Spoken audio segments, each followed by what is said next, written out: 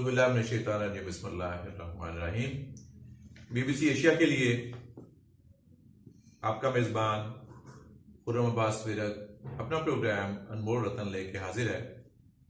और आज की हमारी मेज़बान शख्सियत एक बहुत बड़े शायर, उस्ताद, समाजी कारकुन और उनकी मज़ीद बहुत सी जेहतें हैं। उन पे जब उनसे बात होगी तो बारी बारी वो जेहतें जो हैं वो खुलती जाएंगी। बहुत सी परतें उनकी शख्सियत की हमारे सामने हैं और बहुत सी परतें मेरा ख्याल है कि आज के इंटरव्यू के बाद हमारे सामने आएंगी।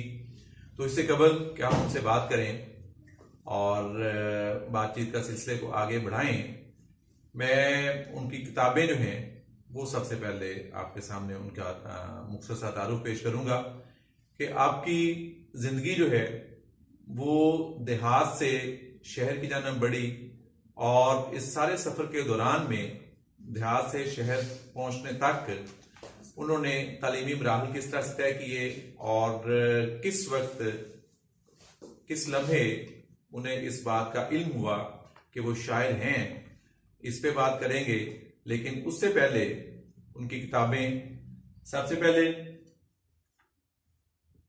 उनकी किताब जो मंजर आम पे आई वो शायरी पेंडते शहर। शायरी पेंडते शहर उनकी पंजाबी किताब है, लेकिन इसके उन्वान से यूं लगता है कि जैसे ये शायरी की किताब है। और आमतौर पे जब ये लाइब्रेरी में किताब पढ़ी हो या किसी बुक शेल्फ पे किताब पढ़ी हो तो यूं लगता है कि इसमें शायरी है, लेकिन बुनियादी तौर पे ये एक तनकीद की किताब है जिसमें उन्होंने चंद एक तनकीदी मज़ामीन जो हैं उनके जरिए से अपनी तनकीदी आरा का इजहार किया है।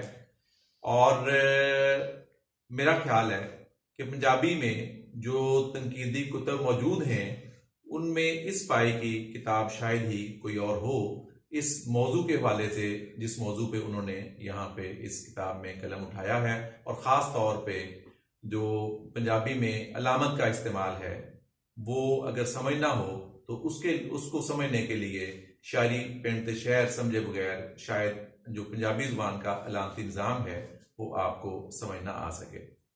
इसी तरह मौजूदा जो मंजरनामा है पंजाबी अदब का, उसमें बहुत कम तनकीदी काम हो रहा है और जो हो रहा है वो भी शायद उस मेयार का नहीं है जिस मेयार की तनकीद हमें प्रोफेसर अकरम सईद के यहाँ नजर आती है। इनकी एक और किताब, उसका मौजू भी तनकीद है और वो तनकीद बुनियादी तौर पे नावल पे, पंजाबी नावल पे तनकीद है, जिसमें इन्होंने चंद पंजाबी नावलों का इंतखाब किया। और जैसा कि इस किताब का नाम है कुछ प्रतीत, तो उसमें उन्होंने पंजाबी नावल जो हैं उनका इस तरह से तज्जिया किया है कि उनकी खूबियां खामियां बगैर ये देखे कि ये नावल किसका लिखा हुआ है, कितना बड़ा इसका राइटर है या आम राइटर है, जिसको उन्होंने जिस मेयार का समझा उस हवाले से वो सामने उसको लेके आए। और इसी हवाले से इनकी बहुत सी शोहरत भी हुई और इस किताब ने, इनकी किताब जो कुछ प्रतीत है, उसने मुख्तलिफ अदबी अवार्ड जो हैं वो भी जीते हैं।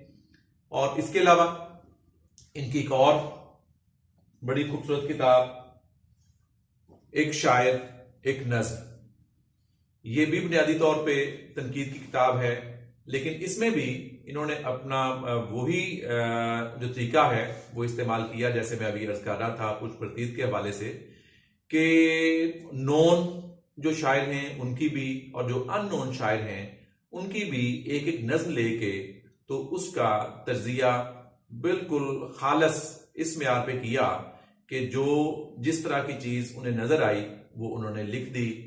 और इस किताब की शोहरत जो है वो भी बहुत ज़्यादा हुई और इस किताब को बहुत ज़्यादा पसंद किया गया। इनकी एक और किताब टामा टामा तारा, जो बुनियादी तौर पे मंशा याद के नावल पे, एक मरूफ नावल मंशा याद का, उस पे एक तनकीदी किताब है ये। और मेरा नहीं ख्याल कि मंशा याद की इस किताब के हवाले से इतना बड़ा काम किसी और ने किया हो जो प्रोफेसर साहब ने किया।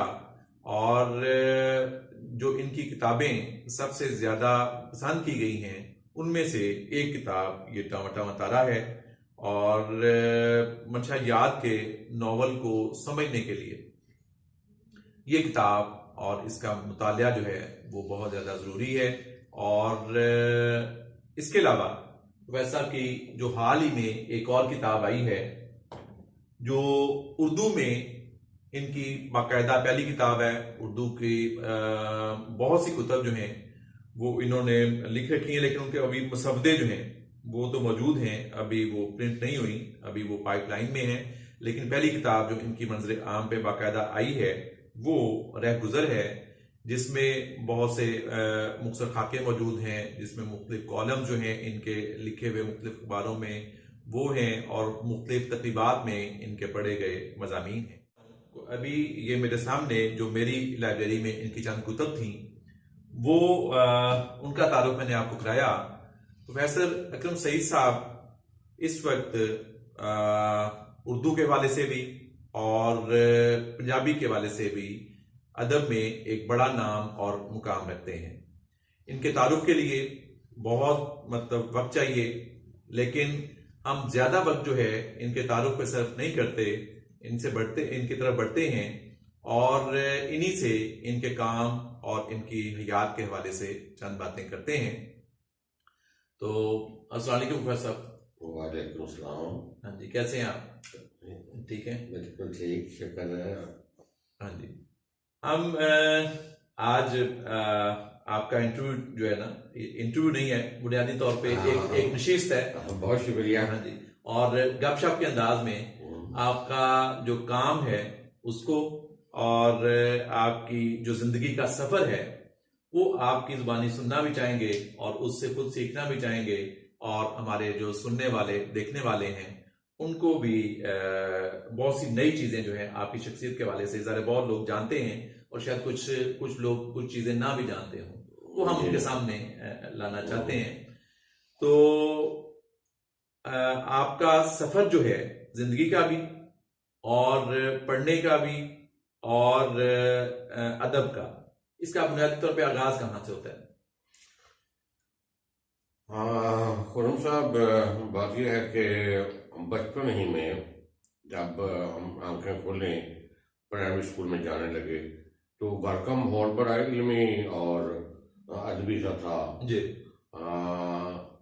बच्चों के रसायल, तालीम और तरबियत उस वक्त बड़ा अहम था। बच्चों की दुनिया, खिलौना, ये हमारे घर में रेगुलर आते थे। अच्छा। और इसके अलावा अल्लामा इकबाल का जिक्र हमारे घर में बहुत था और उनकी तमाम कुतब हमारे घर में मौजूद थी। अच्छा। और अखबार इसका कभी नागा नहीं हुआ। अच्छा। तो मैंने इस माहौल में आंख खोली और अभी छठी क्लास में थे तो हमारे एक उस्ताद थे, उन्होंने रहमत करे, तो उन्हें बैतबाजी का बहुत शौक था। तो जब मैं छठी क्लास में गया तो बैतबाजी का उन्होंने, और मुझे प्राइमरी ही में बांगे दरा का काफी हिस्सा जुबानी याद था। अच्छा। तो नतीजा ये निकला कि उन्होंने सारी क्लास को एक तरफ कर देना और मुझे एक तरफ कर देना और बैतबाजी का मुकाबला, और फिर एक वक्त ऐसा भी आया कि सारे स्कूल को एक तरफ कर देना, मुझे अकेले को एक तरफ कर देना। तो शेर से तल्लक लगाओ वहां से शुरू हुआ मेरा जो जिंदगी का पस मंजर है सारा, वो एक देहात का है। तो देहात में हमारे हाई स्कूल था। अच्छा। तो वहीं से मैंने मैट्रिक किया। सही।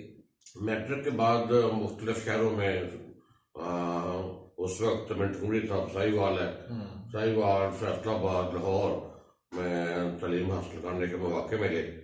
तो मैं बुनियादी तौर पर साइंस का तालिब इल्म था।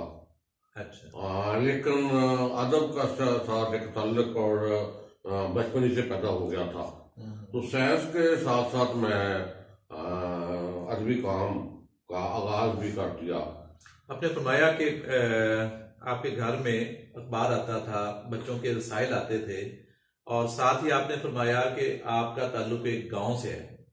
तो देहात में रह के और वहाँ पे रसाइल का इंतज़ाम करना और अखबारात का आना, ये आपका हाँ, खासतौर पे ये- आपका ये- दौर है, ये- आपकी उम्र है, उसमें हाँ। आम मामूल नहीं था ये। बिल्कुल आप सही कह रहे हैं कि देहात में तो अखबार का पहुंचना और शहर जी। का पहुंचना, लेकिन मेरे वाले साहब को तालीम से बहुत शक मैं था। यही पूछना तालीम से चाहता था बहुत शक कि था मेरे घर वाले साहब को। में जो बड़े हैं, आपके भाई या आपके जो वालिद हैं। मैं अर्ज करता हूँ कि मेरे वाले साहब को तालीम का बहुत शक था। जी। तो देहात में रहकर उन्होंने हमारी तालीम का बहुत बेहतर अंदाज में इंतजाम किया। और मैं ये कहना चाहता हूँ कि हमारे देहात में हमारा ही घर सबसे पहले था जिसमें बच्चियां या उन्होंने भी तालीम हासिल की। अच्छा। तो उस वक्त तो गाँव के लोग बड़ी बातें बनाते थे, लेकिन अब खुदा का फजल है कि सारा गाँव जो है उसकी बच्चियां पढ़ रही हैं। तो मेरी बड़ी हमशीरा थी, तो सबसे पहले उसने गाँव से मैट्रिक किया। अच्छा अच्छा। तो एक तालीम का जो सिलसिला था वो हमारे गांव में, हमारे घर में सारे गांव से मुख्तलिफ आपके था। गांव का नाम? मेरा गांव ये जरा शिवपुरा में माना वाले के करीब है, चक नंबर 173 सूरपुर जट्टा। सूरपुर जट्टा, जट्टों का गांव। जट्टों का गांव है। और हमारा गांव जो है उसमें तालीम भी साथ साथ है, लेकिन साथ साथ झगड़े भी साथ साथ हैं। लेकिन खुदा का शुक्र है कि बहुत पढ़े लिखे लोग हैं गांव में। तकरीबन मैट्रिक तो हर बच्चा ही है, क्योंकि स्कूल जो है वो 1962 में कायम हो गया था। तो झगड़े तो आपको पता है कि देहातों में होते रहते हैं, लेकिन हमारे वालिद साहब ने हमें इन झगड़ों से भी बचाया, महफूज रखा, बचाया। और तालीम की जानब जो है वो ज्यादा हमारी तवज्जो। आप जिस शहर की बात कर रहे हैं, इन सारी बातों की, ज़रा आपने प्राइमरी वहीं से की होगी, मैट्रिक वहीं से किया, उसी सूरपुर जट्टा से। हाँ। वहां पे प्राइमरी स्कूल मौजूद था, हाई स्कूल मौजूद था। ये किस सन की बात बनती है आपकी पैदाइश? मेरी पैदाइश 1949 की है, यानी पाकिस्तान से मैं 2 वर्ष छोटा हूँ। अच्छा। 1965 में मैंने मैट्रिक का इम्तहान पास किया। सही। और जब मैंने दाखिला लिया फर्स्ट ईयर में, उस वक्त मंटूमरी साहब सही वाल है, वहां मैंने दाखिला लिया।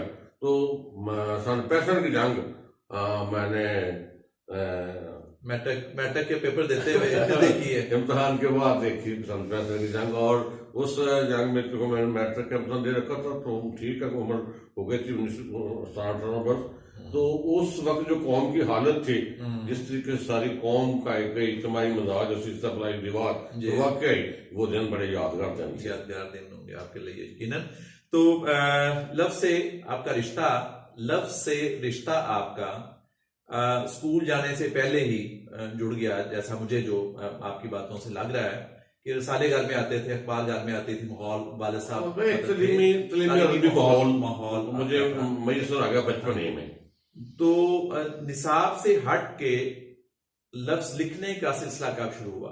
हाँ, वो पहले तो मैंने बेहतबाजी, जिसके बाद तकारीर के मुकाबले, तो उसमें भी मुझे उस्ताद मुसलम ने कहा कि तुम भी इनमें हिस्सा लिया करो, तकारीर में भी। तो मुझे इस जान भी ले आए। तो आगाज में वो तकरीर मुझे लिख के देते थे। सही। लेकिन फिर मैंने कहा कि नहीं, मुझे अगर बात करनी है तो फिर अपने ही जो जज्बात हैं, जो ख्यालात हैं, उनका इजहार करना चाहिए।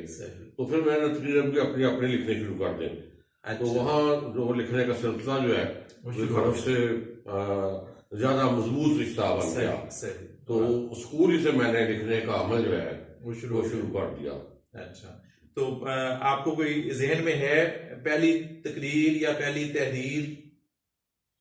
पहली जो मैंने तकरीर लिखी ना, वो अल्लामा साहब का एक मिसरा था, मोहब्बत मुझे उन जवानों से है, ये मौजू हमें मिला था। अच्छा अच्छा। तो इस मौजू के हवाले से मैंने पहली अपनी तकरीर आप जो लिखी। अच्छा।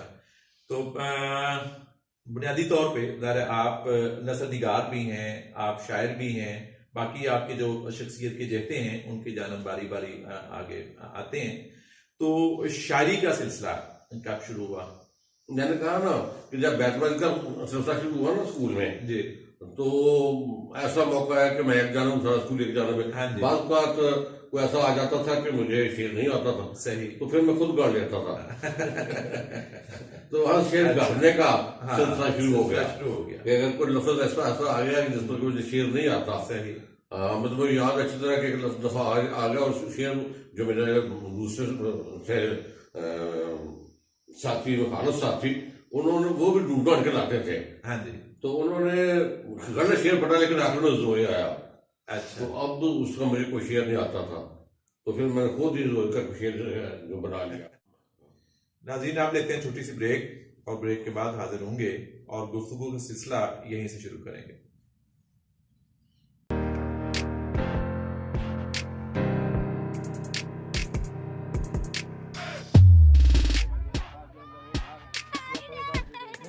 घणी कहिड़ी शइ जी ज़रूरत आहे? असां ना पाणी अहिड़ी खारो बिसे असां मिठो पाणी मिले। अच्छा, पाणी जी ज़रूरत आहे। ॿियो पाणी। कहिड़ी शइ जी ज़रूरत आहे? मुंहिंजो बेरान में वेठा आहियूं, असां वटि अन्न हेल साल ताईं ठुप थियो कोन्हे। जी जी। ॼणे अन्न हिते पाणी जेको आहे ज़मीन में केतिरा फुट हेठि हूंदो आहे? हिते माना 600 फुट माना हेठि आहे। अच्छा, हिन जी तव्हांखे तकलीफ़ थींदी आहे या तव्हां हेठो माना खोटे करे भरी? फाउंडेशन का शुक्रगुजार आयो, हो जाओ मेहरबान। हम शुक्रगुजार हैं इस मेहरबान फाउंडेशन के जिन्होंने हमारे गांव में आकर बहुत कुछ राशन और कुछ गरीबों की मदद की, इसलिए हम वेलकम और थैंक यू। जी, अभी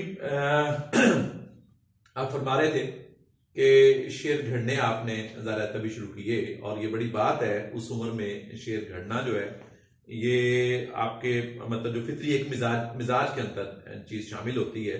तो शायरी आपके मिजाज में शामिल थी तो आप ने घड़ी शायरी, तो उसको घड़े हुए शेरों को खान के मुताबिक मैं अर्ज करता हूँ कि जब मैं कॉलेज में पहुंचा तो मेरे उर्दू के प्रोफेसर थे जी, तो उन्होंने मेरी कुछ तहरीरें देखी, शेर भी देखे। तो उन्होंने मुझे कहा कि ये जो शेर होते हैं ना, तो इनके कि महरूज होता है, कोई वजन होता है, बहर होता है। सही। तो लेकिन अभी आप तालिब इल्म, अभी आप बस लिखते रहे जो जेल में आता है। अच्छा, अभी ये सीखने का तो सिर्फ ख्याल होना चाहिए। अभी आप बस लिखते जाओ, सही, जो भी आता है जेल में लिखते जाओ। तो वो तो मैंने जब तालीम मुकम्मल भी कर ली, MA भी कर लिया, तो तब उसके बाद मैंने बकायदा फिर महरूज मेरे अमीन ख्याल साहब अल्लाह उनकी मगफिरत करे, तो मैंने बकायदा फिर उनसे यानी इस्लाह ली। शायरी में आपके उस्ताद अमीन ख्याल साहब अल्लाह उनकी मगफिरत फरमाए। तो अमीन ख्याल साहब जितना मैं उन्हें जानता हूँ बुनियादी तौर पे पंजाबी के पंजाबी शायर हैं। मैंने भी तो मैं यही मैं मतलब अर्ज करना चाहता था कि आप पंजाबी शायरी आपने उनकी वजह से शुरू की या आप पंजाबी शायर थे तो उनके पास? नहीं, ऐसा नहीं हुआ कि मैं उर्दू के साथ साथ पंजाबी भी मैंने लिखने शुरू कर दी। तो मैंने देखा कि शायरी में काम उस काम पंजाबी में शेर करना मेरे लिए ज्यादा आसान और मुझे इसमें सहूलत है। अच्छा, तो मैं पंजाबी ये कैसे पता चलता है? मैं अगर मुझे कोई शेर आया है, मैं मतलब शायर हूँ, तो मैं उर्दू भी मुझे आती है, पंजाबी भी मुझे आती है, अंग्रेजी भी मुझे आती है, तो मुझे कैसे पता चलेगा कि मुझे किस जबान में लिखना है? मैंने कहा ना कि मेरा सारा जो जिंदगी का पस मंजर है वो देहात का है। जी जी। तो देहात में रहने की वजह से और बचपन में अल्लामा साहब के साथ साथ मौलवी गुलाम रसूल आलमपुरी, अच्छा, उनकी किताब बड़ी अहम आसनल कसस किस्सा यूसुफ रेखा, तो वो भी हमारे घर में बहुत पड़ी जाती थी। अच्छा। वो वैसे जहाँ तक मुझे याद पड़ता है ना, उस दौर में हर घर में वो एसनुल कसस जो है वो जी होती थी ज्यादातर। वो बड़ी मुश्किल किताब है, आसान पंजाबी नहीं है। सही। तो उनमें अरबी फारसी, तो वो भी हमारे घर में बाकायदा पढ़ी जाती थी। जी जी। तो मैं साथ साथ दोनों जबानों में शेर कहता था, लड़ता था बल्कि। लेकिन मैंने महसूस किया कि पंजाबी में मुझे ज्यादा आसानी है कम से कम शेर कहने में। और इसका एक हादसा भी हुआ कि मैंने 2-4 नज़में उर्दू की भेजी मुख्तलिफ रसाइल में, तो उन्होंने मोटा सा लिख के नाकाबिले शायर मुझे वापस भेज दी, उर्दू शायरी की। अच्छा। और मैंने पंजाबी की पहली नज़म में भेजी। अच्छा। तो अभी अमीन खान साहब को बकायदा शुरू भी नहीं किया था उनसे ये महसूस सीखना। सही। तो पहली नज़म ही बड़े साले तख्लीक वो छप गई। आपकी पहली नज़म तख्लीक में नज्म तख्लीक में छपी। तकलीफ में छपी वो- और वो- 1974 में। हाँ, उन लम्हात में जो कुछ आपके महसूसात थे वो क्या है? मतलब पहली किताब नहीं, जो उससे पहले छपने से उससे पहले नस्र में मुख्तलिफ जो रसायल थे मेरी चीजें छपनी शुरू हो गई थी। नस्र उर्दू नस्र में उर्दू नस्ल में नस्र में छपनी शुरू हो गई थी। सही। मतलब हकायत रसाला था अच्छा, हाँ जी बड़ा अहम, जी, बड़ा है। तो उसमें मेरे मज़ामीन छपने शुरू हो गए थे अच्छा अच्छा, उर्दू में। हाँ, तो नाम देखने आप की जो वो खुशी जायका होती है, जायका चख चुके थे। नाम देखने की जो खुशी होती है ना, हाँ। उसके नजर से मैं आशना शायरी हो से चुका। पहले ही आशना हो चुका था। अच्छा तो अच्छा, जब हकायत में मुझे मज़ामी छापते थे तो नया शुमार आने तक पहला जो है वो अपने तकिए के नीचे रखता था। बिल्कुल सही है। यानी पहली नज्म आपकी हकायत में अपने माहनामा तकलीफ में तख्लीक में। अजहर जवेद साहब उसके अच्छा। हुआ करते थे। क्या उन्वान याद है नज्म का? वो मेरी पहली किताब शायरी की आई थी दिलिक दिल दरिया, दरिया, तो उसमें वो नज़म नज्म मौजूद है। मौजूद है। तो बिल्कुल अब मुझे नज़म का आपकी जरा उस किताब का जिक्र आया, दिल एक दरिया आपकी पहली किताब थी, ये पंजाबी शायरी की। पंजाबी शायरी की। और ये किस साल की बात है? वो सब मतलब छपी है जब 1980 में छपी। 1980 में छपी।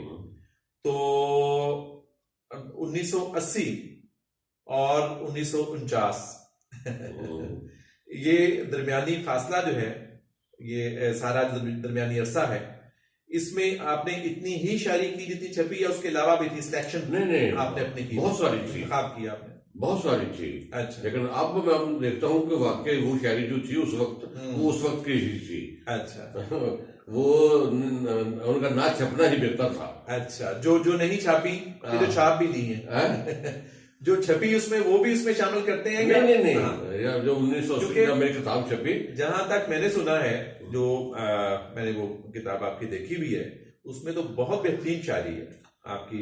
वो इंतखाब है ना। हाँ जी, जब ख्याल साहब से तल्लुक हुआ जी। तो उन्होंने बहुत से मुझे चीजें सिखलाई भी और इस्लाह भी फरमाई। सही तो वो इस्लाह शुदा फिर मेरी किताब आई। सही। बहुत सी मैंने नजरअंदाज कर दी चीजें, उर्दू को शायरी बिल्कुल नजरअंदाज कर दी और पंजाबी में भी मैंने कुछ इंतखाब करके। और मेरे दोस्त नासिर आगा साहब, वो उनकी नजर बड़ी नाकदाना। हाँ जी, तो जब मेरी ये पहली किताब आ रही थी तो उन्होंने एक एक चीज का इंतखाब किया और बहुत ही छांटी कर दी कि ये नहीं चीजें छापनी। और वो तमाम नज़में जो है वो नासिर आगा साहब की हाँ। मुंतखब करता है। आमतौर पे कहा जाता है कि जैसे जो वालिदैन हैं उन्हें अपनी सारी औलाद प्यारी होती है, बिल्कुल इसी तरह से तख्लीककार जो है उसे अपने कलम से निकली हुई हर तख्लीक जो है उससे मोहब्बत होती है और उसे अंदाजा नहीं होता कि जैसे अभी आप फरमा रहे हैं कि नासिर आगा साहब ने निकाली। तो क्या आपको भी पता था कि ये उस वक्त आपको एहसास था कि नासिर आगा साहब जो निकाल रहे हैं चीजें ये वाकई नहीं छपनी चाहिए, या आपको लगता था कि जैसे ये जो आपने बात करी ना जी कि अपनी तकलीफ से मोहब्बत होती है, इसमें कोई शुबा नहीं, लेकिन मैं समझता हूँ कि शायद को खुद अंदाजा भी होता है। अच्छा, तो ये चीज है हाँ, मैं कमजोर, यही पूछना चाह ये रहा था चीज कि- कमजोर, हाँ, ये चीज कमजोर है। सही, हर चीज जो है ना वो एक मियार की होती ही नहीं है। बिल्कुल दुरुस्त। तो इंतखाब बड़ा जरूरी होता है। जी हर चीज छपने के काबिल नहीं होती। नहीं होते, सही। तो मैं तो इस बात का कायल हूँ हाँ। कि जरूरी नहीं है कि लिख रही है तो वो जरूर छप नहीं, इस काबिल नहीं है सही। तो ठीक है, सब्जी की टोकरी में फेंकू। हाँ, मतलब अल्लामा इकबाल जैसे लोग, फैज जैसे लोग, सबकी बाकियात जो हैं वो मतलब बाद में सामने आई, वो भी निकालते रहे। गालब का मतलब दीवान जो मिलता है, हाँ जी, आप कह रहे हैं शायद को। हाँ जी। इसका मतलब सर ये है कि जो कोई भी तख्लीककार है उसका नाकिद होना भी बड़ा जरूरी है, उसके अंदर एक नकाद का होना। हाँ, उसका अपना भी नाकद होना बड़ा जरूरी है। हाँ। और उसके दोस्त अहबाब है उनका भी। और मैं तो अपने दोस्तों के मशवरे, जब कोई चीज आती है किताब की सूरत में लाना चाहता हूँ जी। तो फिर तो मैं अपने दोस्तों से बहुत मशवरा करता हूँ, यार देखो इनमें तो अगर ऐसी चीज मैंने देख ली है, मुझे अच्छी लगी है, आप भी देख ले, तो अगर कोई ऐसी चीज है तो उसको रब कर दे। तो अभी ये किताब जिसका आप तौर पर अभी मेरी ये किताब आई है जी, जी। जी तो इसमें तकरीबन कोई 200 के लगभग ये मज़ामीन और वाक़े थे। जी तो दोस्त साहब ने छांट के यहाँ पे 30-35 रहने दिए और मुझे भी अच्छा लगा बाद में वाकई ये जो इंतखाब छपा है जी। वो ठीक छपा है। हाँ, बस वो क्वालिटी जो है, क्वालिटी और क्वांटिटी जो है वो उसमें यही फर्क होता है। मतलब क्वांटिटी आप ज्यादा दे देंगे, ज़खामत ज्यादा हो जाएगी, तो उसका शायद उतना फायदा ना होता। मैं तो बहुत कमियत और कफियत का जी कायल हूँ। सही, ज्यादा होना जरूरी नहीं है, जरूरी नहीं है। सही, बेहतर होना जरूरी है। शायद इसीलिए हाँ। शायद इसीलिए मतलब वही वापस पलटते हैं कि आपने शायरी तकरीबन शुरू कर दी थी स्कूल के जमाने से, ठीक है, और आज 2020 तक आपकी शायरी की सिर्फ 2 कुतब आई हैं। 2 कुतब आई हैं और वो भी कुछ स्कीम नहीं है, वो भी यकीन नहीं इतनी है, स्कीम नहीं है। ऐसे ही है। तो मैं हर रोज गजल लेकर नहीं सोता। नहीं सुना मैं ज्यादा गजल की बजाय ज्यादा नज़म कहता हूँ और उस वक्त कहता हूँ जब वाकई कोई थाट मुझे, कोई ख्याल मुझे वाकई कर रहा होता है, सही, तो तब मैं वो और उधर आती है ना, फिर मुझे पता भी नहीं चलता। अच्छा, फिर नज़म गैप से फिर आ जाती है, गैप से मज़ामीन आ करते जाती हैं। है, फिर सही, आ जाती है, सही। लेकिन उसके बाद उसकी नोक पर दोस्त करना सही। ये एक अलग है। जी एक दफा लिख ली है, फिर बैठ गए उसके नोक पर दोस्त करना है। सही सही। तो आमद और आवर्द जो है, मतलब आमद होती है और उसके साथ अवुर्द भी फिर जरूरी होगी ना, अगर आप समझते हैं जैसे हाली अगर कहते हैं। नहीं, हाँ जी, आपने दोनों को नाम लाया ना, अच्छा आमद हुई है जी, हो गई वो चीज नोट कर ली, अब उसको जी, तो दुरुस्त करना, ठीक करना, सही। ये अवुर्द नहीं है, ये अवुर्द नहीं है, ये अवुर्द नहीं है। हाँ। अवुर्द ये है कि मैं बैठूं कलम कागज लेकर बैठा, मैं लिखता हूँ, गजल लिखने लगा हूँ। सही सही। तो काफियों को जोड़ना, मतलब वो अवुर्द होगी, मतलब पहले काफिये जोड़ लेना और ख्याल को बाद में लेके आना। और आमद आपके ख्याल में वो है कि आप ऊपर से हाँ जी, ख्याल पहले आता है और फिर उसको आप शेरी रूप देते हैं। पहले तो ख्याल होता है जी, जहन में सुलगता रहता है, सही, ना जाने कितने देर, सही, और फिर पता भी चलता कि किस वक्त वो ख्याल जो है नज़म की शक्ल बनकर सही सामने आ गया। सामने आ गया। अच्छा, तो एक और मैं अर्ज करूँ जी जी, कि आप देख रहे हैं कि मैंने शायरी का आगाज स्कूल के जमाने से किया, उर्दू में लिखा, पंजाबी में लिखा, जी, किताबें मेरी 2 आई। हाँ जी। तो नसर मुझे लिखते हुए ज्यादा लुत्फ आता है, अच्छा। नज़म की बजाय मैं आगे नसर लिखते हुए। आपने मेरे मुंह का सवाल छीन लिया, आपने मेरे मुंह का सवाल छीन लिया।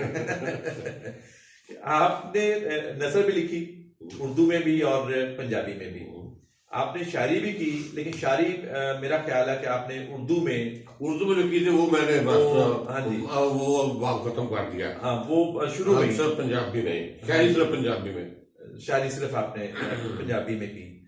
तो आपको अपनी बुनियादी हैसियत जो है वो एक नसर निगार की लगती है या एक शायर की लगती है, या दोनों में आप? देखो, सच्ची बात ये है कि मैं इस बात का दावा नहीं करता नस्ल और शायर, बस ये है कि जो आया है शायरी में सिर्फ ये होता है कि आ जाती है, नस्ल में थोड़ी सी मनसूबाबंदी करनी पड़ती है। सही, कि आप क्या करना चाहते हैं। जी सही। एक किताब आपके पास नहीं थी, चरख दी कूक, हाँ जी, वो मेरी किताब शायरी पेन से शहर के बाद वो किताब आई थी, चरख दी कूक। सही। उसमें मैंने जो लोकगीत है उनका मुतालिया किया है, उनका तर्जाती मुतालिया।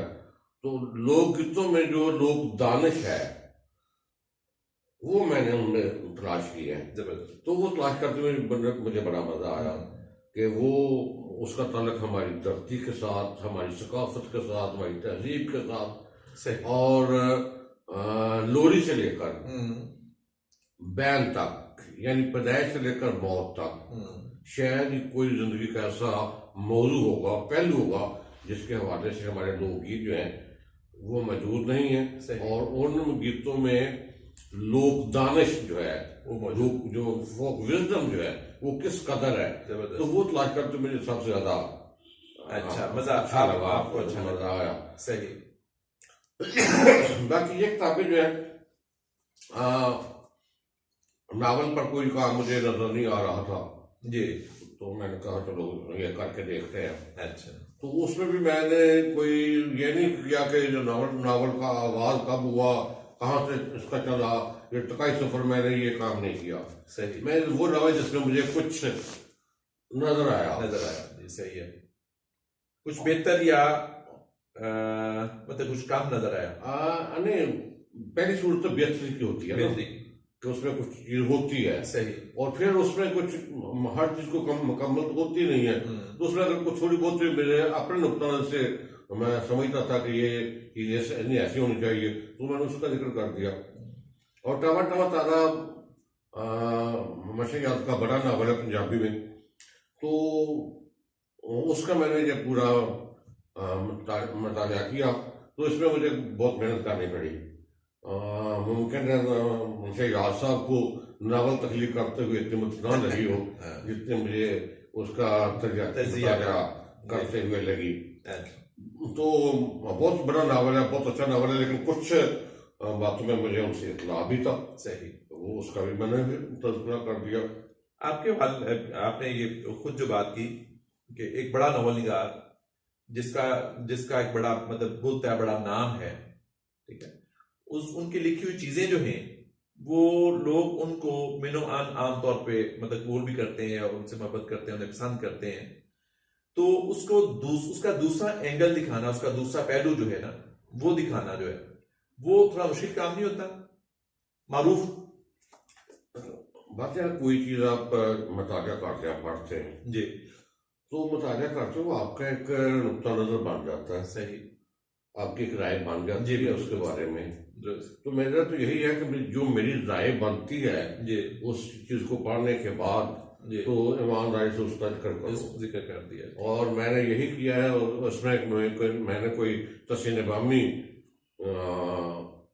का फलसफा या अंदाज नहीं अपनाया। सही। जो चीज मुझे अच्छी लगी है वो किसी की है तो मैंने उसकी बहुत खुलकर तारीफ की है। और जो चीज मुझे अच्छी नहीं लगी, जिसमें थोड़ा सा इख्तिलाफ हुआ है मुझे, तो कितना बड़ा नाम है, तो मैंने उससे इख्तिलाफ भी किया है। आपके वाले से कहा जाता है वैसे कि आप जब किसी की गिरफ्त करते हैं तो बड़ी मतलब मजबूत गिरफ्त करते हैं। जैसे आपकी जो किताब है कुछ प्रतीत, उसमें जो एक नॉवल है मारूफ हट, अगर मैं भूल नहीं रहा तो उसके हवाले से मैं कहीं जो आपकी किताब पे किसी ने मजमून लिखा हुआ था तनकीदी, तो उसमें देख रहा था कि आप उन्होंने एक आरा थी कि बहुत सख्ती से आपने उसकी गिरफ्त की है। बात यह है कि वो नावल एक बहुत बड़े आदमी का नावल है जी, इल्म व अदब में उनका बहुत बड़ा नाम है, डॉक्टर मोहम्मद बाकर जी, बड़ा नाम है उनका। हाँ जी। तो नावल जो है इतने बड़े आदमी का नावल, उसने मुझे बहुत मायूस किया। अच्छा। उसमें कुछ ऐसे वाकयात हैं कि जिसके मैं समझता हूँ कि डॉक्टर साहब ने उन किरदारों की साइकी का मुतालिया नहीं किया। सही। तो मुझे वो अच्छा नहीं लगा कि डॉक्टर साहब जैसा आदमी और इस किस्म के ये जो वाकयात है, छोटी छोटी बातें, इनको नजरअंदाज कर रहे हैं, तो मुझे उनसे इन बातों पर इख्तिलाफ हुआ। तो मैंने उसका जैसे मुझे मैंने वो उसका इजहार कर दिया। मैं कोई दानिस्तन किसी की गिरफ्त नहीं करता, ना करना चाहता हूँ। जो किसी में खूबी है उसका बहुत खुले दिल से इतराफ है, और जिससे मुझे इख्तिलाफ है थोड़ा सा जिक्र उसका। बड़ी खूबसूरत बात की है आपने।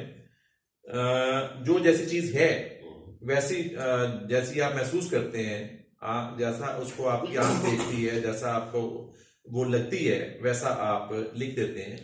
तो आमतौर पे हमारा अदब जो है, इसके ज़वाल का जो बज़ाहिर जो ज़वाल के असबाब समझे जाते हैं, तो उसमें एक ये है कि अदबी गिरोहबंदियां हो जाती हैं। और कोई जैसे आप फरमा रहे थे अभी कि सताइश बाहमी या फिर जो दूसरा जो ग्रोह है उनकी तारीफ नहीं करनी, और अपने ग्रोथ, तो ये सारा सिलसिला जो है इस पे आपकी क्या राय है? इससे खुरम साहब मैं समझता हूँ कि अदब को नुकसान होता है। अगर एक अच्छी चीज नहीं है उसके बारे में कह दिया गया तो मुमकिन है लिखने वाला जो है तो फिर उसकी इस्लाह करे को बेहतर। मैं अपने बारे में बताता हूँ कि मेरी नजर में एक छवि दिलकदार छपने से भी पहले अच्छा, एक रसाले में छपी, तो हमारे बड़े मुस्लिम दोस्त थे श्री साबर साहब जी, उसने मुझे 200 रुपये का खत लिखा। अच्छा, तुमने थोड़ी ये चीज छपी है, इसमें ये गलती है, ये गलती है, ये गलती है, तो तुम बगैर देखे समझे चीज छपवा देते। उस वक्त बुरा लगा? नहीं, बुरा नहीं लगा। तो मैंने सोचा कि वाकई ही कोई चीज अगर छपनी है तो उसके लोगों को दुरुस्त कर लेनी चाहिए। जब चीज कुछ छप जाती है ना, वो आपकी मलकियत नहीं रहती, वो ना जाने किस किस की नजर से गुजरती है। सही। तो फिर हर एक को हक है बात करने का। तो उन्होंने मुझे ये असूल बताया कि नहीं, जब चीज छपनी है तो छपने से पहले उस पर गौर कर लो। छप गई तो फिर आपकी नहीं है, फिर लोगों ने उस पर बातें करनी है। सही। और करें, करनी चाहिए। तो मैं कहता हूँ ऐसा करने से इस्लाह होती है और आदमी अपनी इस्लाह कर लेता है। अगर हम उसकी तारीफ करने, बेजा तारीफ करें, वाह वाह वाह, तो फिर वो आदमी अपनी इस्लाह कैसे करेगा? तो मुझे मेरी जो किताबें तनकीद की, तो इसमें मैं हर एक लिखने वाले का एहतराम करता हूँ। सही। हर लिखने वाले, मैं हर इंसान का एहतराम करता हूँ। और लिखने वाले तो अल्लाह ने उसको एक अलग सिफ्त अदा कर दिया, हुनर अदा कर दिया, वो तो बहुत ही काबिल एहतराम है। तो जो जैसा लिखता है काबिल एहतराम है, लेकिन उसके हवाले से बात करना जो है ये भी एक नकाद का काम होता है। तो उससे अगर इंसाफ से काम लिया जाए, सही जर से काम लिया जाए, तो वो एक इस्लाह का पहलू ही होता है, कोई गिरफ्त नहीं होती। सही। आपने बड़ी अभी एक जो जुमला था आपका कि आप हर इंसान से मोहब्बत करते हैं, तो ये आपने इस हवाले से आपको कब पता चला या कैसे पता चला कि इंसान से मोहब्बत करनी चाहिए? आपका ताल्लुक पस मंजर आपका जो है देहाती पस मंजर है, आप जाट हैं, आपके गांव जो है वो मतदार है, पूरे इलाके में अपने झगड़ों की वजह से मशहूर है। नहीं, ऐसी बात ना करें, क्या ऐसी बात ना करें। अच्छा, मेरी बात सुने, मेरी बात सुने। मुझे अपने गाँव पर बड़ा फख्र है कि वहां सिर्फ झगड़े ही नहीं है, वहां इल्म अदब भी है। और शाम चिश्ती नात में एक बड़ा नाम है। सही। तो उसका ताल्लुक हमारे गांव से है। सही।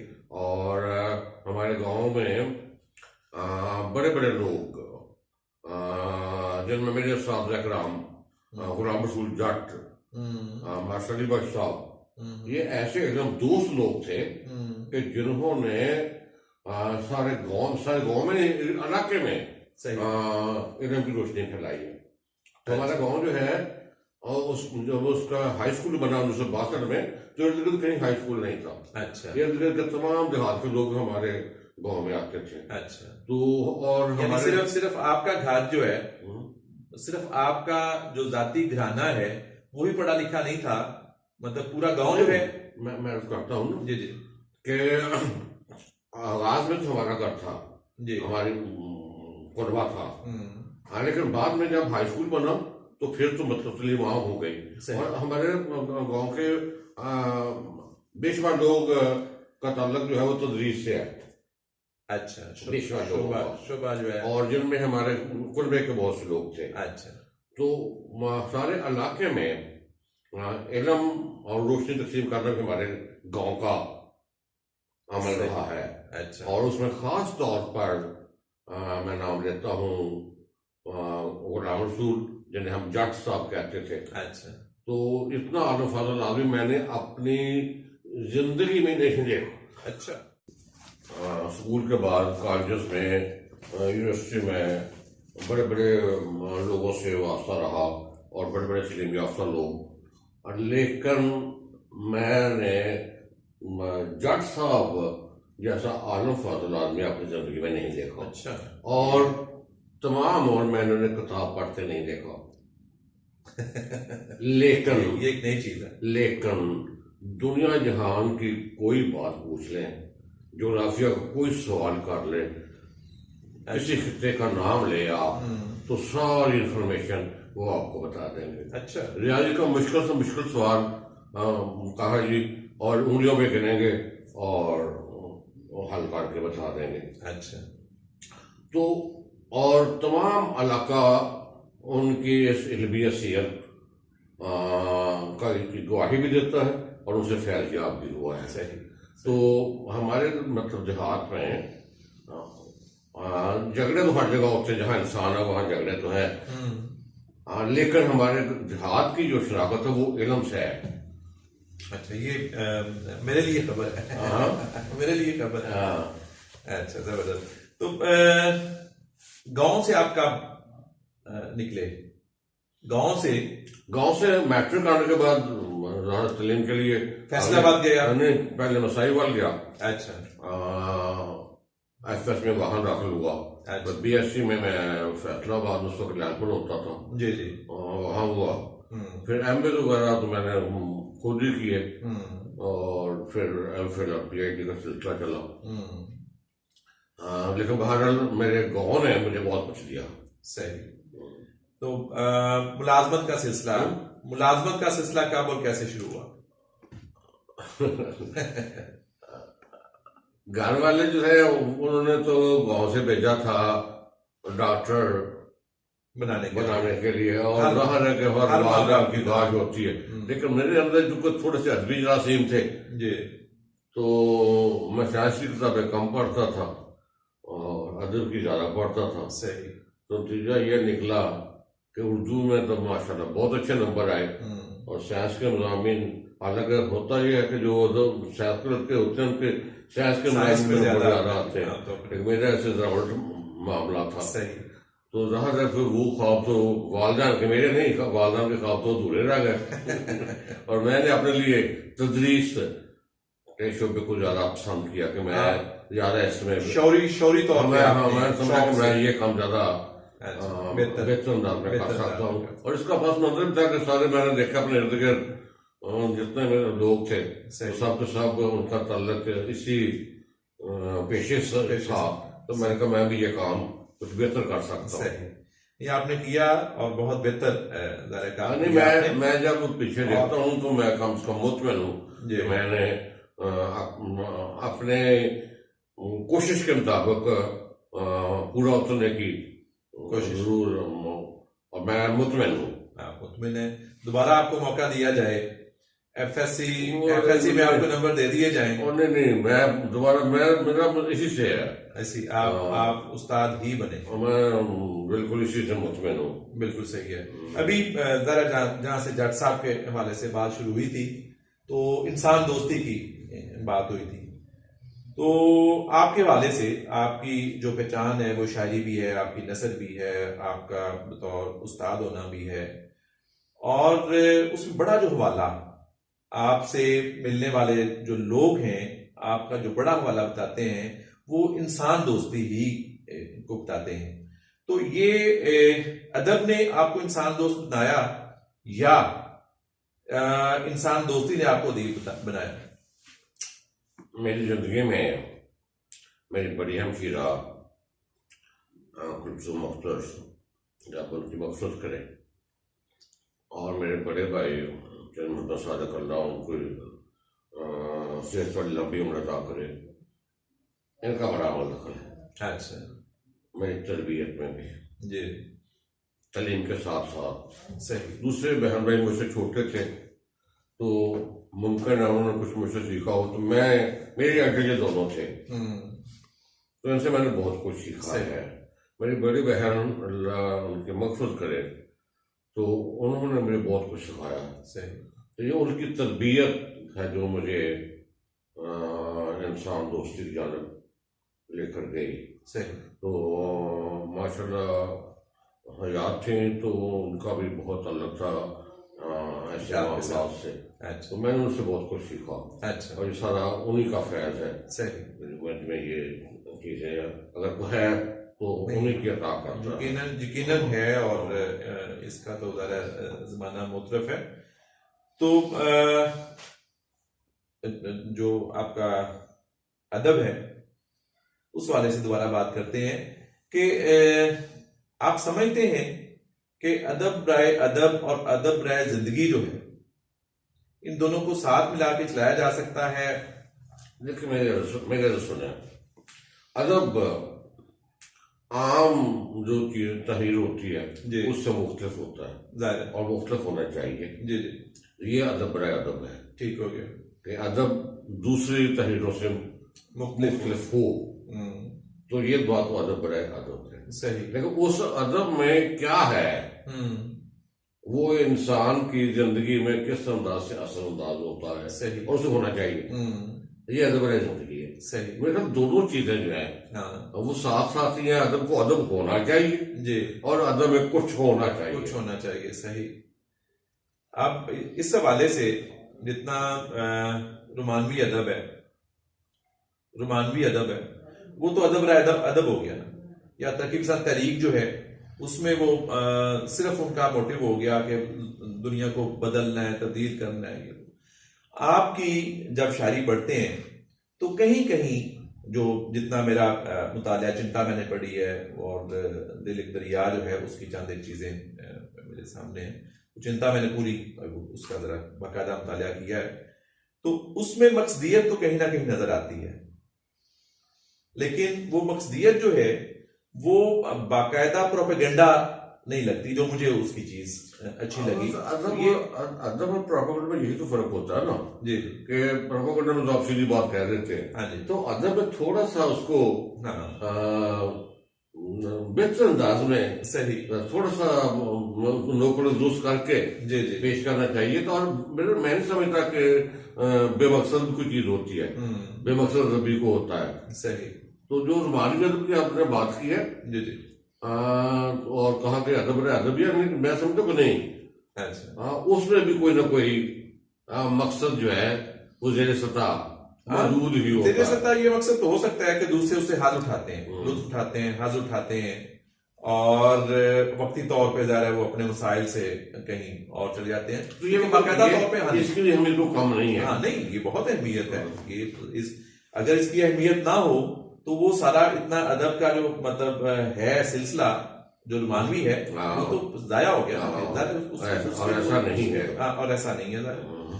तो आपकी शायरी में कहीं भी इस तरह की शायरी मुझे नजर नहीं आई बाकायदा तौर पे। इसकी शौरी तौर पे आपने कोशिश की, रुमानवी शायरी बाकायदा तौर पे? खुरम साहब, गुजारिश ये है कि मैंने कहा ना कि मेरी जिंदगी में मेरे बड़े भाई का और मेरी बड़ी बहन का बड़ा अमल दखल है। तो उनकी तरबियत का ये असर है कि ये जो आम थी ना बाजारी हुस्न इश्क, जी जी, मेरी नजर ही नहीं गई। अच्छा, आप इसको बिल्कुल मेरी नजर गई ही नहीं। सही। एक उसकी मतलब वजह वो दोनों बहन भाई है। सही। तो इसलिए जो मैंने अदब पढ़ा उन्होंने बड़ा सिलेक्टेड अदब मुझे दिया सही पढ़ने के लिए। अच्छा, मतलब जो आपको देते थे आप सिर्फ वो पढ़ते थे? हाँ, नहीं, हाँ, किताबें वो आती थी ना, आती वो थी। अच्छा, किताबें वो आती थी, तो उन्हीं से मैंने तासर लेना शुरू किया। तो फिर मेरी नजर उधर नहीं गई कि ये शायरी करनी है। फिर आपने मंटो और इसमें चुगताई को कब पढ़ा? मेरा ख्याल है कि एफएससी के इम्तिहान के बाद। अच्छा, तो ये घर वालों को पता तो नहीं चला?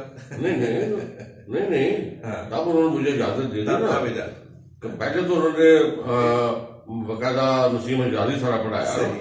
ये मुझे इससे बड़ी एक खूबसूरत जो है ना वो बात नजर आ रही है, जिससे मैं वो सीख भी रहा हूँ आपकी इस बात से कि बच्चों को मतलब उनकी उम्र के मुताबिक जो है वो चीजें देनी चाहिए और पढ़नी उन्हें हर एक चीज चाहिए, लेकिन अपनी उस खास सतह पे पहुंचने के बाद ये हमारे जो सुनने वाले हैं मतलब उनके लिए भी ज़ाहिर आपका ये पैगाम है एक तरह का, तो बड़ी बड़ी ये खूबसूरत बात है।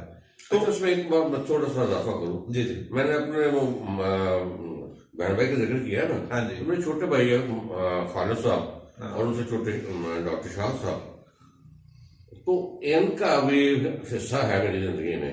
अच्छा।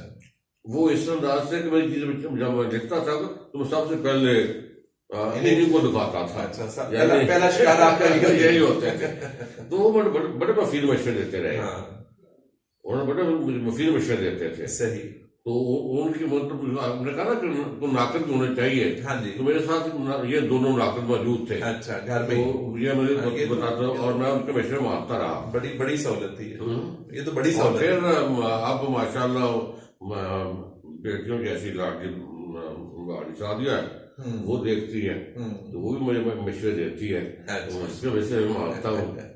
और ये जो मेरी किताब आई है तो इसमें भी उसका बड़ा हिस्सा मैं तो शायद ये किताब कभी ना छापता। तो ये सिर्फ अहलिया मोहतरमा और शादिया का इंतखाब है। घर का माहौल कितना असरअंदाज होता है आपके काम पे, उसमें मुआवनत के हवाले से या रुकावट बनने के हवाले से? मेरी बात सुने, बतौर अदीब हमारे जो घर के माहौल है ना, बतौर अदीब में वो तो ऐसे ही होते हैं। हाँ, ऐसे ही होते हैं। अच्छा। लेकिन आपका तो माहौल मैं खुशकिस्मत हूँ हाँ जी। कि मुझे मुआवनत हासिल रही है। सही। कि जब मैं लिखना पढ़ता हूँ जी। तो फिर मुझे इतना डिस्टर्ब नहीं किया जाता। सही। मुआवनत की जाती है। सही। सही। तो काफी सारी ज़ाहिर बातें हमने खुशकिस्मत कर ली। तो मेरी ख्वाहिश होगी कि इससे पहले कि हम आपकी बाकी और नई किताब जो अभी ताज़ा किताब आई है रह गुजर, उसकी बात करें कि कुछ शायरी अगर आप अनायत फरमाएं। देख ले, शायरी मेरी सारी पंजाबी में है। ज़ाहिर है पंजाबी में, अगर आपके नाज़रीन पंजाबी समझ सकते हैं हाँ तो कुछ अर्ज करता हूँ। नहीं, यकीनन जो है ना हमारे वो देखने वाले जो हैं उसमें हर तरह के लोग मौजूद होंगे, तो पंजाबी समझने वाले भी मौजूद होंगे यकीनन। पंजाबी में मैंने ज्यादा नज़म लिखी है जी। और नज़म भी मुक्त से छोटी नज़म मैंने लिखी है। तवील नज़म से मैंने दानिस्तान इख्तिलाफ किया है। वजह उसकी ये होती है कि एक लंबी नज़म को कारीन जो है वो थोड़ा सा मुश्किल का शिकार हो जाते हैं। छोटी नज़म वो तो बड़े आसानी से आप इस हवाले से आसानी से शायर भी समझाने में कामयाब हो जाता है और समझने वाले कारीन भी। छोटी सी नज़म मैं आपको सुनाता हूँ। जी जी। नज़म का अनवान है चिंता। अच्छा, आपकी किताब का अनुमान भी ये है? हाँ, एक शायरी किताब है, इसका नाम भी है। तो अर्ज है कि सूरज डूबता जावे, वाह शाम हनेरे अकरम वाह। गहरे होंदे जावन। हाँ। सूरज डूबता जावे, शाम हनेरे अकरम वाह गहरे होंदे जावन। वाह जी वाह। चिंता है इस गल दी, हाँ देवे बालन वाले हाँ। किधरे नजर ना आवन। वाह वाह वाह वाह। साहब बहुत अच्छी नजर, बहुत अच्छी नजर। कोई एक और दूसरे सुनाता हूँ। जी। छो हंजू होके हवा, छो बुल्ला हंजू हासा वेखो। हवा छो हंजू होके हवा, बुल्ला उत्ते हासा वेखो। फुल चढ़िया ने अंदर मेरे, लावो अग तमाशा वेखो। वाह जी वाह, वाह जी वाह, वाह जी वाह। बहुत बहुत अच्छा, शुक्रिया। बहुत मजा आया। तो इसमें आपकी जो 2 नज़में सुनी है हमने अभी, और कलाम आपका मैंने जरा पढ़ा हुआ सारा, तो ज्यादातर तो आपका लहजा रजाई है, रजाइयत है उसमें। आप हमेशा पुरुमीद रहे हैं और अपने पढ़ने वालों को भी उम्मीद की किरण जो है आप दिखाते हैं, लेकिन कहीं कहीं मतलब आप काफी मायूस भी नजर आते हैं। नहीं, इसमें मुझे सुना जी कमरे में अंधेरा है जी। उसमें रोशनी करनी, हाँ कहते साफ सुथरा है, ये अंधेरा है, सही। हाँ इसमें रोशनी जलाओ। जी बिल्कुल जहाँ अंधेरा है हाँ तो उसमें क्षमा रोशनी करो। जी सही। तो वो उसमें एहसास है कि ये यार अंधेरा है, इधर आओ रोशनी करो। अच्छी बात, बहुत अच्छी बात। अच्छा, अभी जरा हम जैसे मैंने आगाज में अर्ज की थी कि ये एक नशिस्त है, तो इसमें हम चले, आपके गांव से चले, आपकी मुलाजमत की बात हुई, आपकी शायरी की बात हुई, आपके तो जिंदगी की अब अगर बात की जाए तो जिंदगी को आप क्या समझते हैं? जिंदगी अल्लाह का एक बड़ा अनमोल तोहफा है, अल्लाह की खास अता है।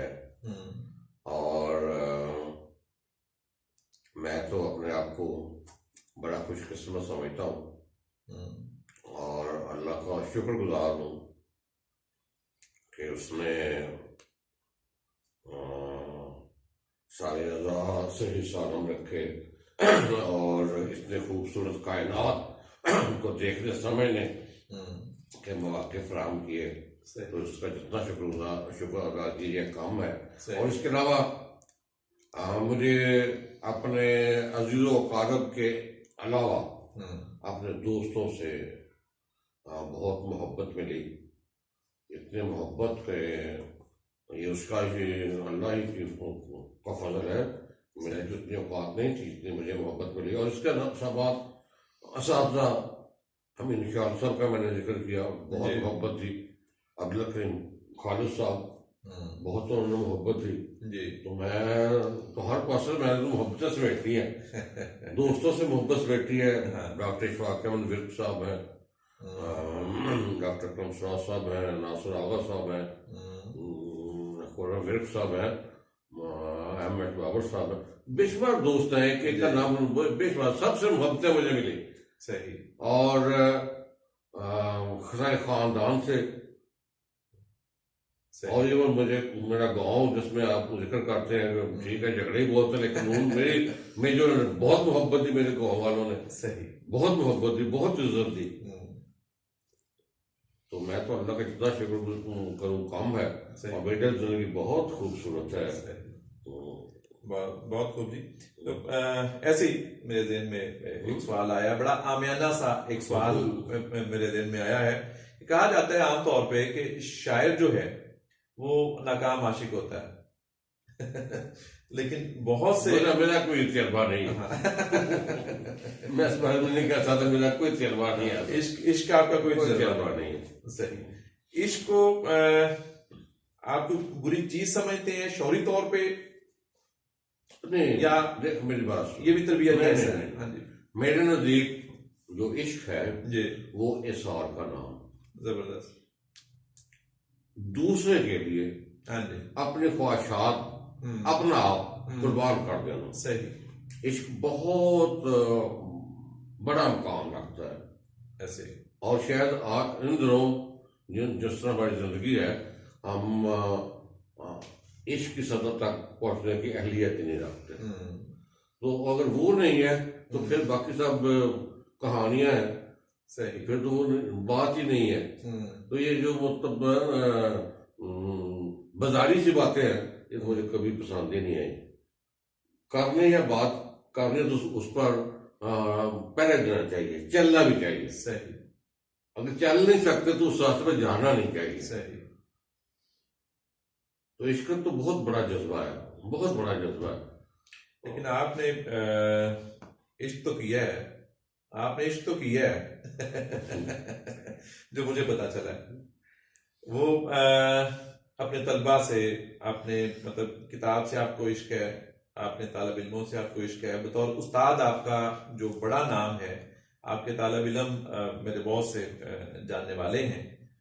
तो मैंने, जैसे आप अभी फरमा रहे थे बात करते हुए कि आपने जाट साहब से बेहतर शायद ही कोई बंदा देखा हो, लेकिन जिस तरह के आपके जो तालिब इल्म हैं उनकी आपके हवाले से राय है, आपसे जिस तरह से मोहब्बत करते हैं, मैंने भी शायद ही कोई ऐसे मोहब्बत करने वाले लोग देखे।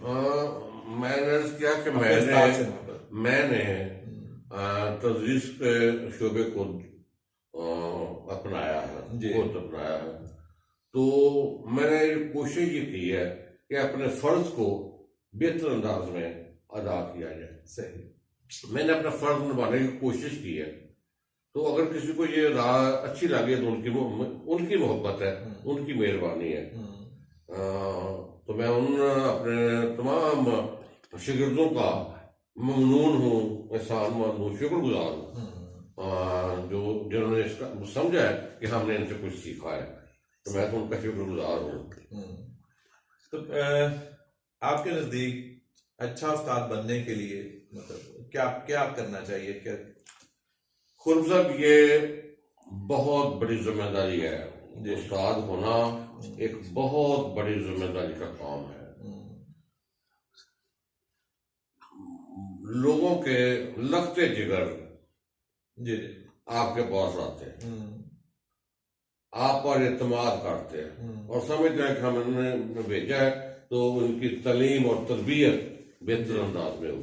तो ये बहुत बड़ी जिम्मेदारी है, सही, मामूली बात नहीं है। सही। तो एक उस्ताद को सबसे पहले तो अपना जो सब्जेक्ट है उस पर मुकम्मल दुरुस्त, अबूर होना चाहिए। सही, बच्चों के साथ धोखा नहीं चल सकता। सही, बच्चे पहचान लेते हैं। जी, तो पहले तो ये होनी चाहिए। सही। दूसरा अमल जो है वो शफकत है।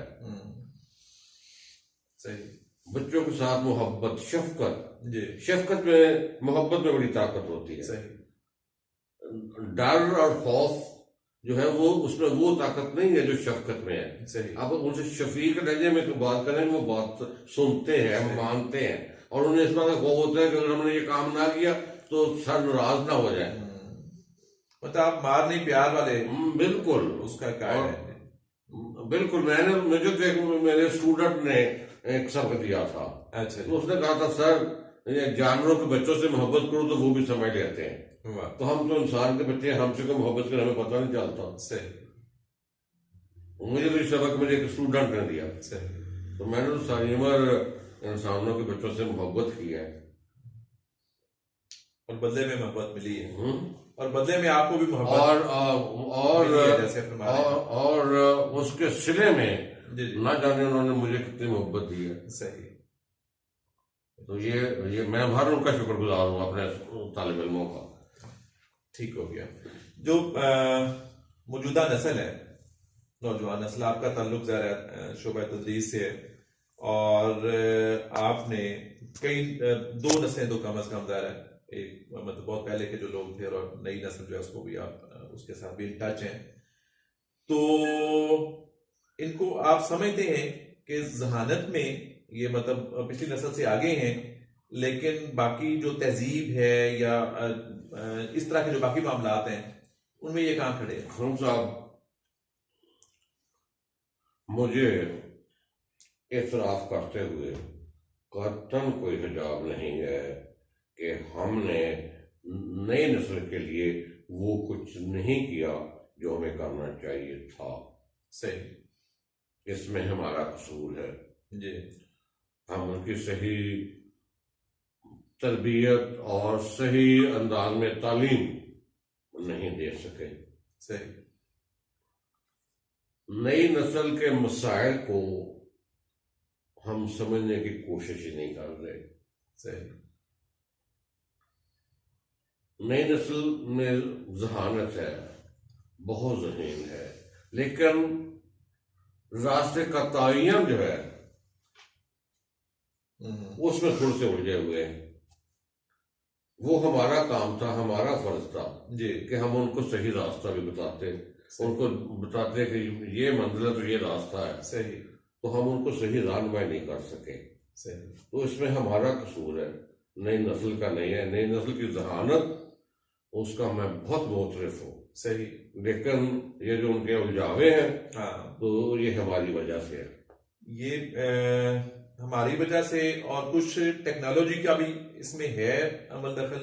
नहीं, टेक्नोलॉजी में उनकी महारत देखे तो उनकी हालत का अंदाजा होता है ना। जी जी अब देखें, अगर हम उनको बताएंगे नहीं जी। कि ये जो कंप्यूटर है जी। ये तो इसमें दुनिया एक भरी हुई है, दुनिया जहान की चीजें इसमें मौजूद है, जी। इनसे काम किस तरह लेना है, आपने किधर बढ़ना है और रास्ता जो है वो कैसे इख्तियार करना है, सही। तो फिर वो भटके रहेंगे ना। जी ऐसे। उसमें टेक्नोलॉजी का कोई कसूर नहीं है, इसमें सिर्फ हमारा कसूर है कि हम उन्हें सही रास्ता नहीं बता सके।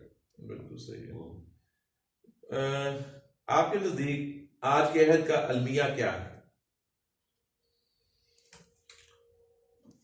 आज ही नहीं, हमेशा का दुनिया यही है।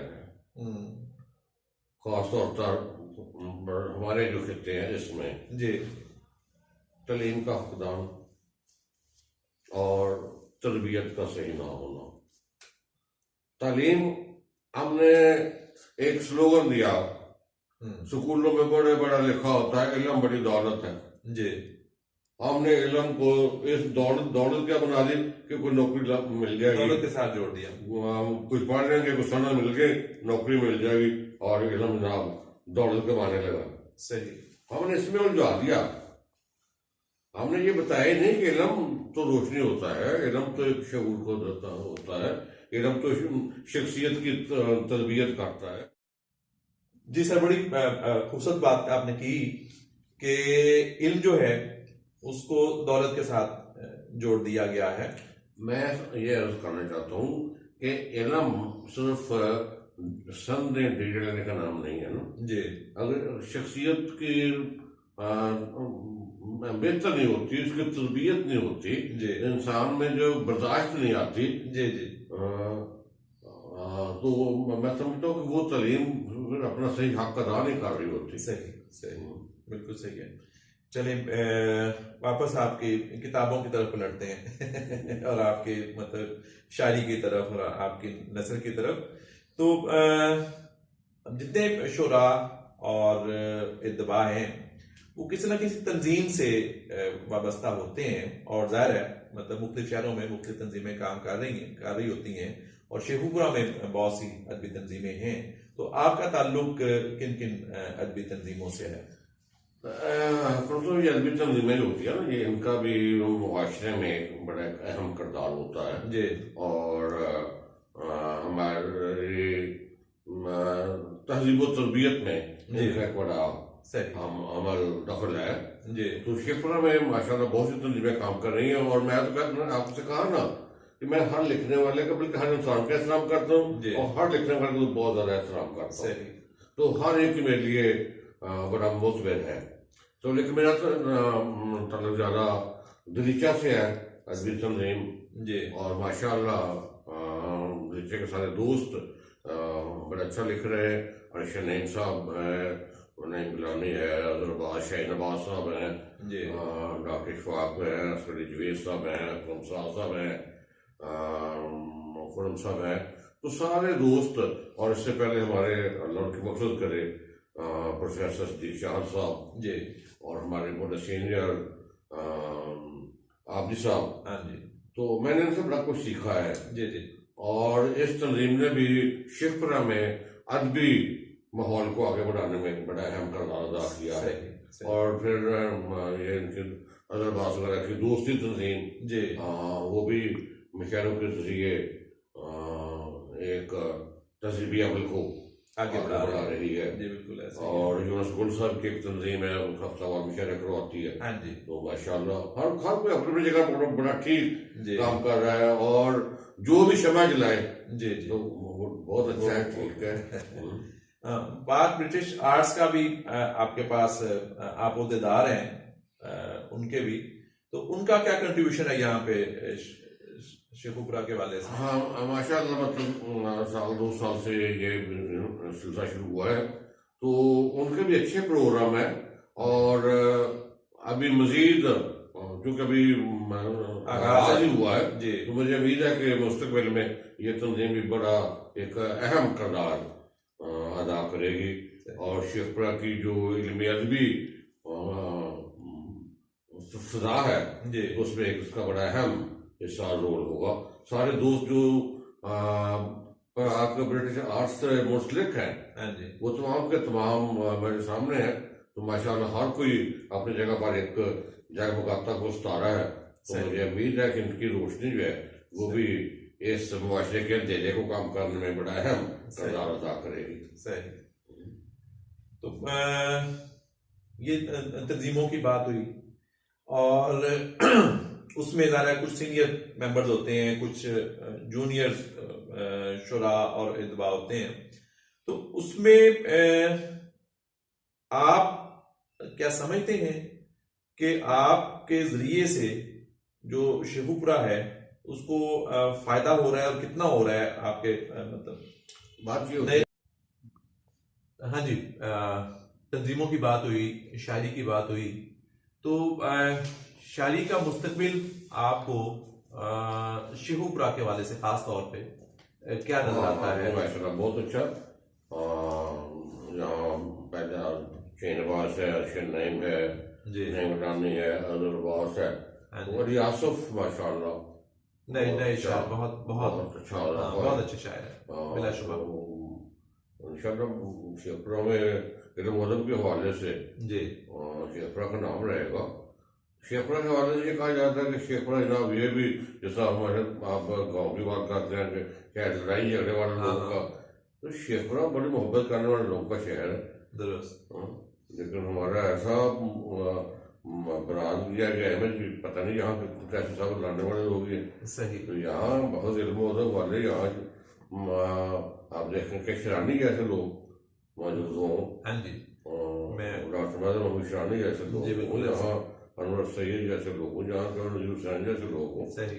वो तो मोहब्बतें बांटने वाले, हम सारे शहर में मोहब्बतें बांटने वाले बहुत खूबसूरत लोग, बहुत अच्छे मोहब्बत करने वाले लोग, और मुकदम है इंशाल्लाह इनका हमेशा शेखपुरा का नाम रहा, और मुस्तकबिल में भी इंशाल्लाह शेखपुरा इस हवाले से आप पुरुमीद हैं इस शायरी के हवाले से, आप अपनी इस धरती से पुरुमीद हैं, अपने इस शहर के हवाले से कि अच्छा टैलेंट जो है अब सामने आ रहा है आपके बाद भी। बड़ा पुरुमीद हूँ जी, बिल्कुल ठीक हो गया। फैज साहब, आपसे बात करके, आपसे गुफ्तगू करके बहुत लुत्फ आ रहा है, और इंटरव्यू शुरू करने से पहले मुझे लगता था कि हम एक बहुत तवील इंटरव्यू जो है ना वो नहीं करेंगे, लेकिन दिल करता है कि गुफ्तगू का सिलसिला जो है वो जारी रहे, लेकिन वक्त की किल्लत की वजह से शायद इसको हमें क्लोज करना पड़ेगा। लेकिन फिर भी मैं आपसे कहूंगा कि अभी तक आपकी जो किताबें आई हैं उनके हवाले से मुख्तसर सी गुफ्तगू आप खुद फरमाइएगा। देखो, मैंने अर्ज किया कि मैंने अदब जो इख्तियार किया है, इस मैदान में आया हूँ, तो मेरे सामने अदब तालीम और तरबियत का सबसे अहम हथियार है जी। अदब लोग पढ़ते भी शौक से पढ़ते हैं जी। तो ये अदब में मकसदियत का ये साथ इसके पीछे होता है मकसद छुपा हुआ, सही। तो उसके लिए तरबियत का अमल जी। तो मैं समझ रहा हूँ जितनी भी किताबें, तो उसमें मैंने अदब को समझने की कोशिश की है, और ये जो मेरी नई किताब आई है इसमें हल्के फुल्के अंदाज में मैंने अदबी को समझा है, अदबी को समझाने की कोशिश की है, सही। अगर आप इसमें से कोई छोटा सा कोई चीज हमें इसमें से पढ़ के सुनाए, कोई एक टुकड़ा, ताकि आपकी नस्ल के वाले से भी, आपकी शायरी अभी सुनी है तो नस्ल का जो नमूना है आपका उसलूब जो है वो हमारे सामने आ जाएगा, हमारे देखने वालों के। जो नई किताब आई है, हाँ जी, रह गुजर तो इसमें से मैं एक सफा जी पढ़ता हूँ जी।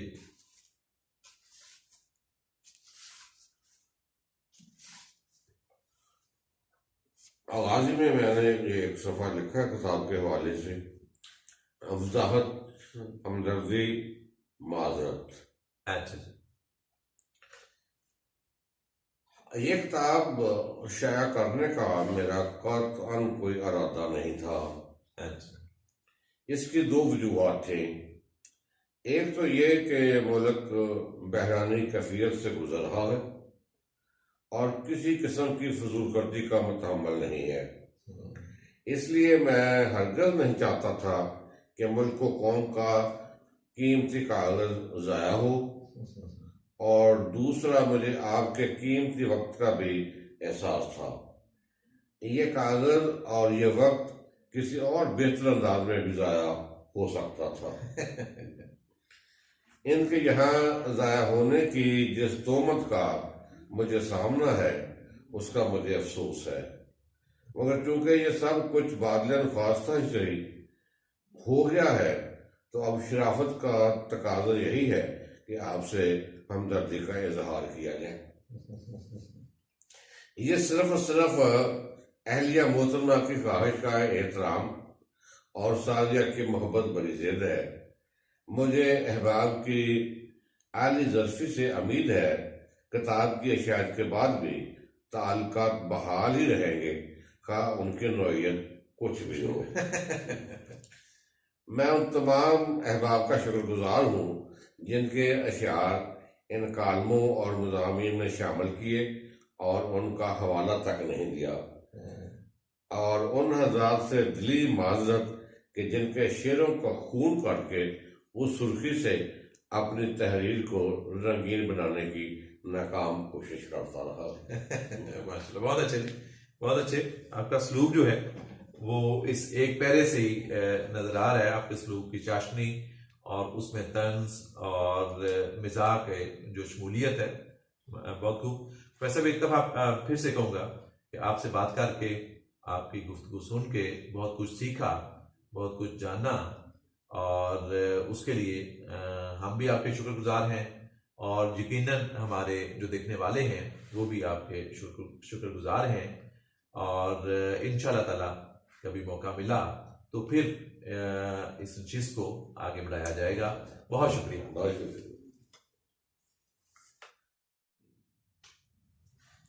जी नाज़रीन, आपने प्रोफेसर मोहम्मद अकरम सईद साहब की गुफ्तगू सुनी, और मैं उम्मीद करता हूँ कि आपको वो पसंद आई होगी, और इंशाअल्लाह ताला किसी ऐसी ही शख्सियत के साथ ऐसी ही गुफ्तगू सुनने के लिए हम फिर से हाजिर होंगे आपकी खिदमत में। तब तक के लिए अल्लाह।